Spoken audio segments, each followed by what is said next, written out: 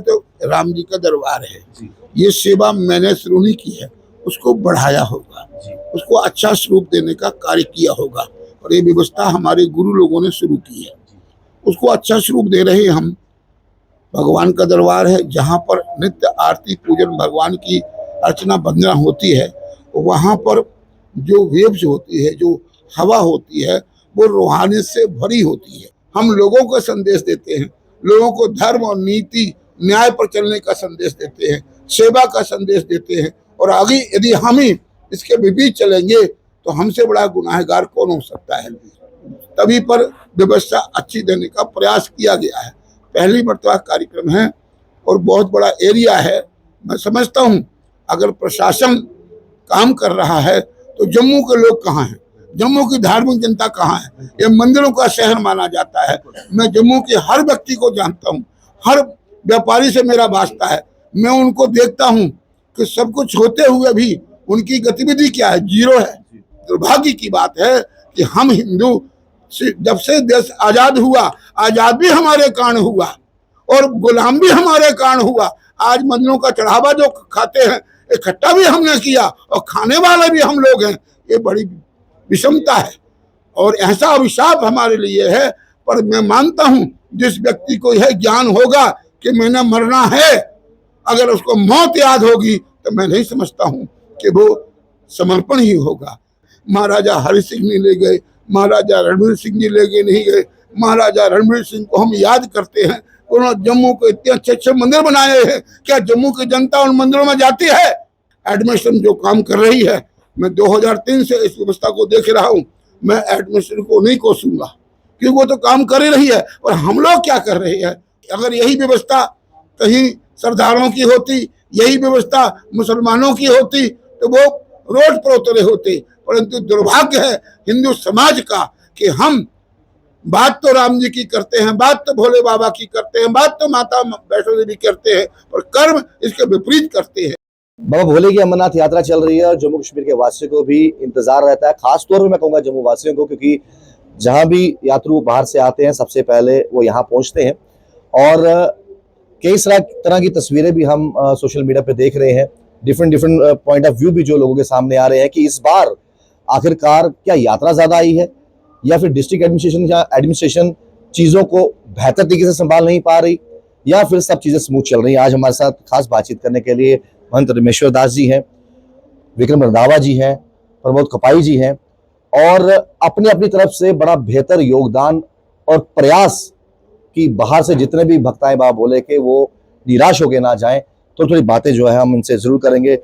सबसे पहले मन जी से बात करेंगे। मन जी, एक चीज आज से यात्रा से पहले हुआ करती थी कि श्रद्धालु आते थे, वो रुकते थे सरस्वती धाम, वैष्णव धाम, रेलवे स्टेशन के पास, लेकिन इस बार थोड़ी बदलाव देखने को मिले।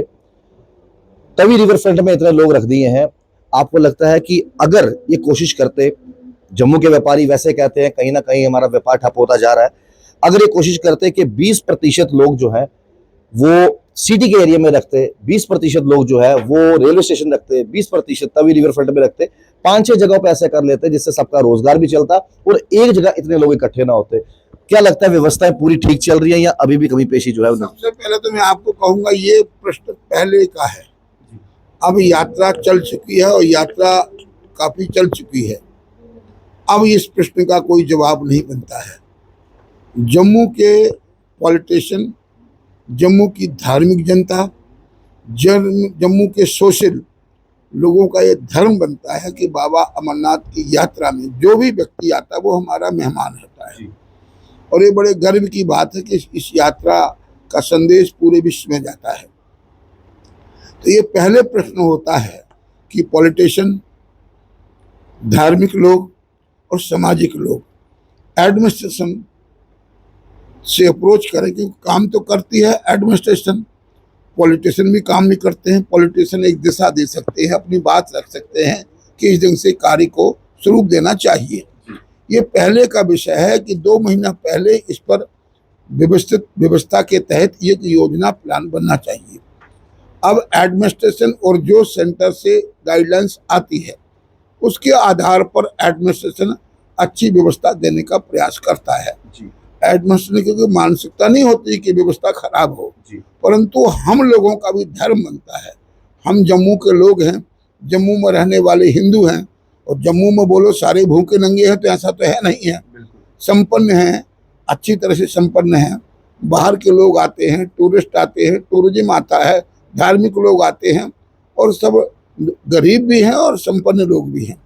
तो गरीब आदमी शरीर के द्वारा श्रम कर सकता है, धनवान पैसे के द्वारा कर सकता है, पढ़ा लिखी विवेक के द्वारा बात रख सकता है।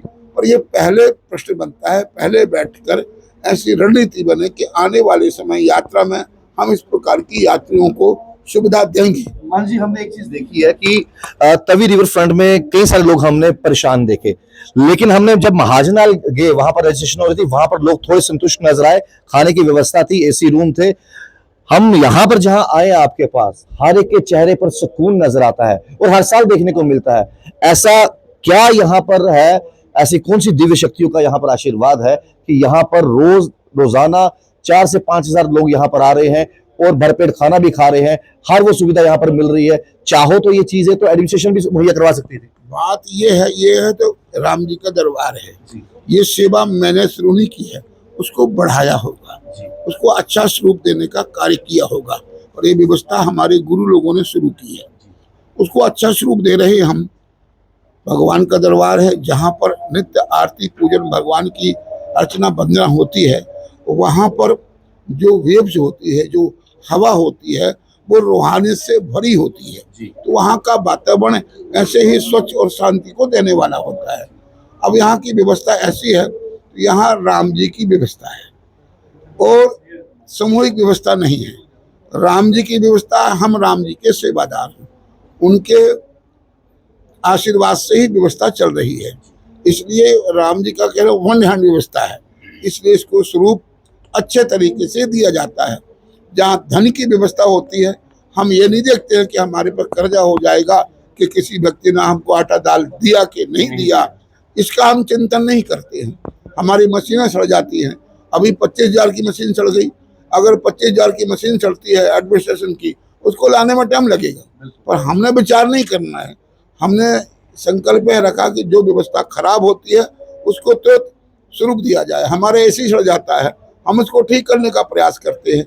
हमारे लंगर में कोई भट्टी खराब हो जाती है, हम उसको ठीक व्यवस्था करने का स्वरूप देते हैं, क्योंकि ये व्यक्तिगत व्यवस्था है, राम जी की व्यवस्था चल रही है। और जहाँ सामाजिक व्यवस्था होती है, वहाँ पर बड़ा विचारणीय व्यवस्था बनती है। इसलिए इस व्यवस्था का और बाकी व्यवस्थाओं का अंतर है। इसलिए राम जी की व्यवस्था है, ये हम उनके सेवादार हैं। और जो व्यवस्था है कोई आज की नहीं, पुरानी चली आ रही है। और हमारे जो संत हैं, क्योंकि हम भी संत हैं, हम भी ग्रस्त नहीं हैं, हम भी व्रत बचपन से ही बाल ब्रह्मचारी रूप में इस व्यवस्था के बीच में हैं।